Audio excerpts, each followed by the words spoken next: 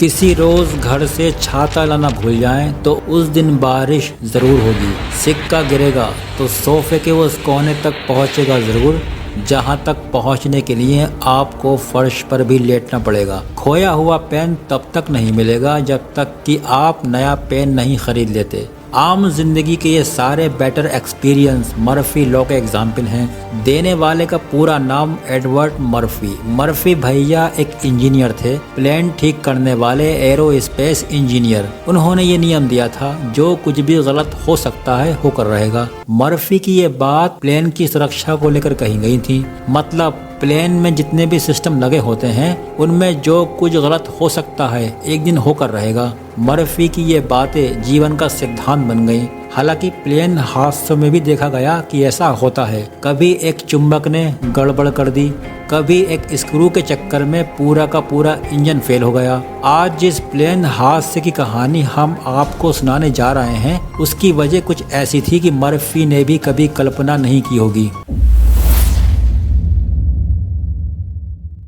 कहानी है अफ्रीका के देश की जहां बहुत सारे मगरमच्छ पाए जाते हैं। इस हुक के बाद अब चलते हैं पूरी कहानी पर। ये कहानी है मध्य अफ्रीका के एक देश की जिसका नाम है डेमोक्रेटिक रिपब्लिक ऑफ कॉन्गो या DRC। DRC के ठीक बगल में एक और देश है रिपब्लिक ऑफ द कॉन्गो। दोनों का नाम कॉन्गो है लेकिन देश अलग अलग हैं। हम बात कर रहे हैं DRC वाले कॉन्गो की। एरिया के हिसाब से DRC अफ्रीका महाद्वीप के सबसे बड़े देशों में से एक है। 10 करोड़ की आबादी है। सबसे बड़ा शहर और राजधानी है किंशासा। DRC अफ्रीका के अधिकतर मुल्कों की तरह देश में जंगल का एरिया काफ़ी है और अधिकतर लोग कस्बों या गांव में बसे हैं। इन्हें आपस में जोड़ने वाला एक रोड नेटवर्क है लेकिन अधिकतर सड़कें संकरी कच्ची हैं। सफ़र करना मुश्किल है। हालांकि DRC के लोगों ने इसका एक बढ़िया जुगाड़ भी अपना लिया है। DRC में एक तगड़ा एयरलाइन नेटवर्क है जो दशकों पुराना है, लेकिन एक जगह से दूसरी जगह जाने का एक सुलभ और आसान तरीका है।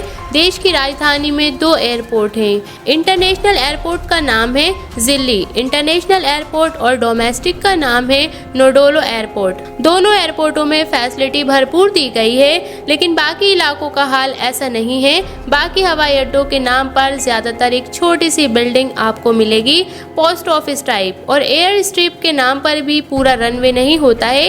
एक छोटा सा समतल मैदान होता है जहां पर प्लेन्स लैंड कर सकते हैं, लेकिन पूरा सिस्टम ऐसा है कि चलता है या ये कह सकते हैं कि उड़ान भरता है। कॉन्गो में प्लेन बस की तरह इस्तेमाल होते हैं।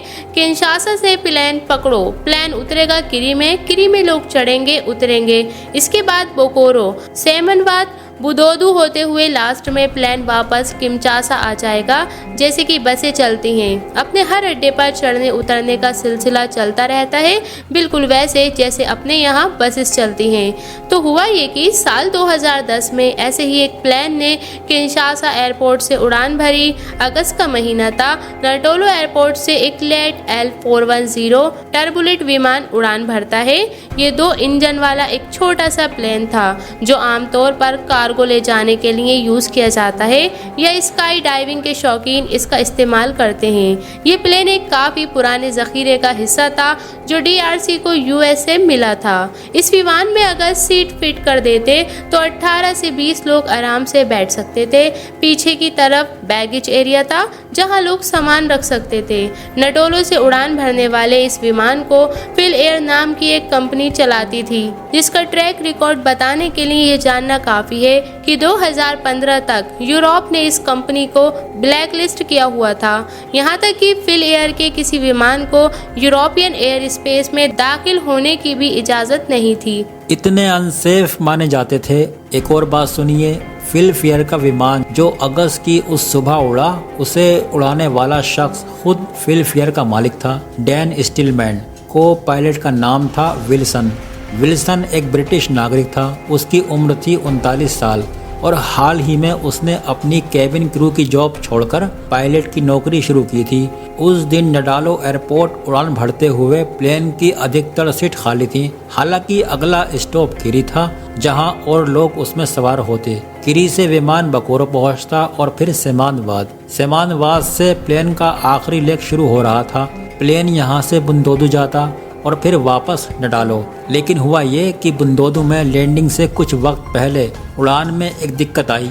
ये दिक्कत प्लेन की बॉडी या यात्रियों के साथ नहीं थी, दिक्कत पीछे कार्गो एरिया में थी। कार्गो एरिया में एक डफल बैग रखा हुआ था जिसे शायद सामान की तरह प्लेन में चढ़ाया गया था। जब हमने पहले बताया प्लेन बसेस की तरह चलते थे, लिहाजा सिक्योरिटी सिस्टम भी बस की तरह थे, मोर और लेस नहीं थे। चेकिंग के नाम पर एक मशीन थी जो टू तो करती थी, लेकिन क्या प्लेन में चढ़ाया गया और क्या उसमें से उतारा गया पक्का बता नहीं सकते थे आप। इसी तरह चेक किए गए एक बैग में बुंदोदू में लैंड करने से कुछ वक्त पहले अचानक एक हरकत हुई। शुरुआत में किसी को कुछ पता नहीं चला, लेकिन फिर अचानक उस बैग का मुंह खुला और उसमें से निकली दो आंखें कुछ और भी थीं जो जमीन से प्लेन को देख रही थीं। बुंदोदू में लोग प्लेन के उतरने का इंतजार कर रहे थे, लेकिन वो इंतजार करते ही रह गए। उनके देखते देखते प्लेन नीचे की तरफ मुड़ा और गोता खाते हुए एक घर की छत से टकरा गया। प्लेन की बॉडी के परखच्चे हो गए, लेकिन हैरानी की बात उसमें आग नहीं लगी। इसमें शुरुआत में अधिकारियों को लगा कि प्लेन शायद फ्यूल खत्म होने के चलते क्रैश हुआ है। इस हादसे में 18 पैसेंजर मारे गए और साथ ही पायलट और को पायलट की भी मौत हुई थी। को पायलट ब्रिटिश नागरिक था, इसलिए इस मामले में ब्रिटिश अधिकारियों ने भी दिलचस्पी दिखाई। वो क्रैश की वजह जानना चाहते थे। कोंगो के पास संसाधन लेकिन कम थे, इसलिए उन्होंने जांच जल्दी क्लोज करते हुए हादसे की वजह फ्यूल खत्म होने को ठहरा दिया। अब जो ब्रिटिश ऑफिसर थे इससे सेटिस्फाइज नहीं थे। उन्होंने कोंगो से प्लेन का ब्लैक बॉक्स मांगा, लेकिन बात टालम टोल में बीती रही। ब्रिटेन ने अपना एक एक्सपर्ट अपॉइंटेड किया। इनका नाम था टिम्थी एटकिंसन। एटकिंसन ने लिमिटेड सबूतों के आधार पर थ्योरी दी कि प्लेन शायद इंस्टॉल कर गया था। आसान भाषा में कहें तो मुड़ने के दौरान एक एंगल से ज्यादा झुकने की वजह से प्लेन का बैलेंस गड़बड़ा गया था। ये एक एग्जाम्पल है। इंस्टॉल करना बेसिकली ये होता है कि जब प्लेन के जो विंग्स हैं, अगर आप प्लेन हैं तो उनके नीचे इतनी हवा नहीं है कि प्लेन हवा में रह सके। अगर आपकी स्पीड बहुत कम हो गई है तो प्लेन इंस्टॉल करेगा। अगर आपका एंगल ऑफ अटैक बहुत ज़्यादा और नोज बहुत ऊंची है तो प्लेन इंस्टॉल करेगा। अगर आप एक ऐसे एंगल पर उड़ रहे हैं कि विंग्स का ज़्यादा एरिया हवा से टकरा नहीं रहा है, तब भी प्लेन इंस्टॉल कर सकता है। ये कुछ हमने सिनेरियो बताए। इंस्टॉल 50 तरीके से प्लेन होते हैं। एनीवेज, इंस्टॉल के चलते प्लेन क्रैश कर गया, ये उन्होंने थ्योरी दी। कोंगो के लोग इस चैप्टर को जल्दी ही भूल गए, मामला ख़त्म हो जाता। लेकिन फिर कुछ वक्त बाद एक नई कहानी सामने आई।